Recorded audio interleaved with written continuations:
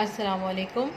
आज की वीडियो में हम बात करेंगे कि कॉरस्पॉन्डिंग एंगल्स क्या होते हैं, और इनको अंडरस्टैंड करने के लिए सबसे पहले हमें देखना पड़ेगा कि पैरेलल लाइंस क्या होती हैं और ट्रांसवर्सल लाइन क्या होती है।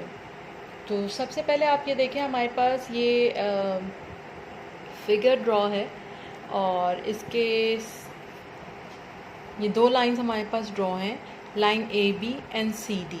ये दोनों एक दूसरे के पैरेलल लाइन है। पैरेलल लाइंस की डेफिनेशन ये होती है कि एक दूसरे से सेम डिस्टेंस मेंटेन करती हैं और ये इंटरसेक्ट नहीं करती। तो यहाँ पे देखिए ए बी सी डी से सेम डिस्टेंस मेंटेन किया हुआ है इन दोनों लाइंस ने। यहाँ से यहाँ तक का और यहाँ से यहाँ तक का सेम डिस्टेंस ऑलमोस्ट इन्होंने वो कवर किया हुआ है, और ये दोनों एक दूसरे से इंटरसेक्ट नहीं कर रहे। तो सबसे पहले ये हमने बात की कि ये पैरेलल लाइन होगी। अच्छा, अब देखते हैं हम ट्रांसवर्सल लाइन क्या होती है। ट्रांसवर्सल लाइन ये होती है कि अगर पैरेलल लाइन के कोई एक लाइन कट करे दोनों लाइनों को, दो पैरेलल लाइन है, उन दोनों को कट करे तो ट्रांसवर्सल लाइन कहलाती है। ठीक है, तो इस लाइन को अगर मैं कहूँ कि ये ई और ये एफ है, ठीक है ना। तो दो पैरेलल लाइन हो गई, ट्रांसवर्सल लाइन हो गई हमारे पास। और अब ये जो इंटरसेक्ट इसने किया है लाइन ने पैरेलल लाइन को, तो कुछ इसने एंगल्स फॉर्म किए हैं। अब वो जो एंगल्स फॉर्म हुए हैं उनकी हम देख लेते हैं किस तरह के एंगल्स फॉर्म हुए हैं। देखिए, एक एंगल यहाँ पे फॉर्म हुआ है, इसको हम 1 कह देते हैं। ये एंगल फॉर्म हुआ है, ये 2 कह देते हैं इसको। ये एंगल फॉर्म हुआ है यहाँ पे, इसको हम 3 कह देते हैं। और ये एंगल फॉर्म हुआ है यहाँ पे, हम इसको 4 कह देते हैं, इसको 5 कह देते हैं, इसको 6 कह देते हैं, 7 और 8। ठीक है,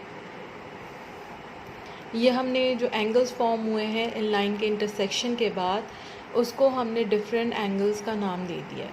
ठीक है, अब हम ये समझते हैं कि कॉरस्पॉन्डिंग एंगल्स होते क्या हैं। अगर आप डेफिनेशन यहाँ पे देखें तो corresponding angles are the angles which are formed in matching corners और corresponding corners with transversal when two parallel lines are intersect by any other line. ठीक है, कॉरस्पॉन्डिंग एंगल कब फॉर्म होते हैं? जब दो पैरेलल लाइन को एक लाइन इंटरसेक्ट करती है दो पॉइंट्स पे, और जो वो जो कॉर्नर्स पे मैचिंग कॉर्नर्स पे जो एंगल फॉर्म होते हैं उसको हम कॉरस्पॉन्डिंग एंगल कहते हैं। अब मैचिंग कॉर्नर क्या है वो आपने थोड़ा सा देखना है, इसमें थोड़ा सा कन्फ्यूजन हो जाता है लोगों को। अब ये देखें, यहाँ पे ये एंगल 1 है, सही है। ये इस लाइन के ऊपर की तरफ ये एंगल फॉर्म हो रहा है, और यहाँ पे ये देखें, ये भी दोनों, ये भी एंगल 2 भी जो है ना, ये मैचिंग एंगल है। मैचिंग एंगल किस तरह से? ये दोनों लाइन के ऊपर फॉर्म हो रहे हैं तो ये इक्वल हैं। कॉरस्पॉन्डिंग एंगल्स हमेशा इक्वल होते हैं, यही कॉरस्पॉन्डिंग एंगल्स की प्रॉपर्टी होती है। तो मैं इसको इस तरह से ले सकती हूँ कि angle 1 is equal to angle 2। सही है। और देखिए कितने एंगल्स किसके इक्वल जा रहे हैं।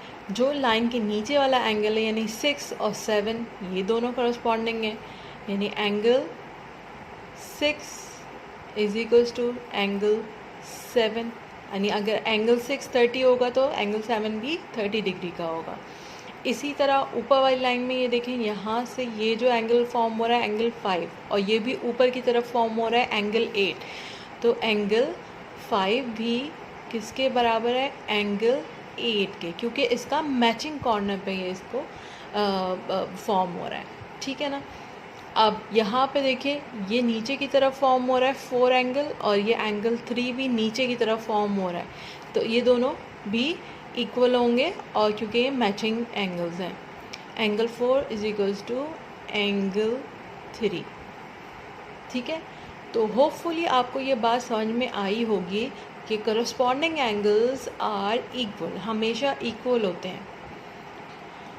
अब बस इसमें थोड़ा सा कन्फ्यूजन ये हो जाता है कि मैचिंग उसको ढूंढने में बच्चे थोड़े कंफ्यूज हो जाते हैं, लेकिन इसमें कंफ्यूज होने की बात नहीं है। आप ये देखिए, अगर ऊपर की तरफ एंगल फॉर्म कर रहा है तो ये एंगल ये वाला एंगल 2 भी ऊपर की तरफ फॉर्म कर रहा है, इसका मतलब ये दोनों इक्वल होंगे।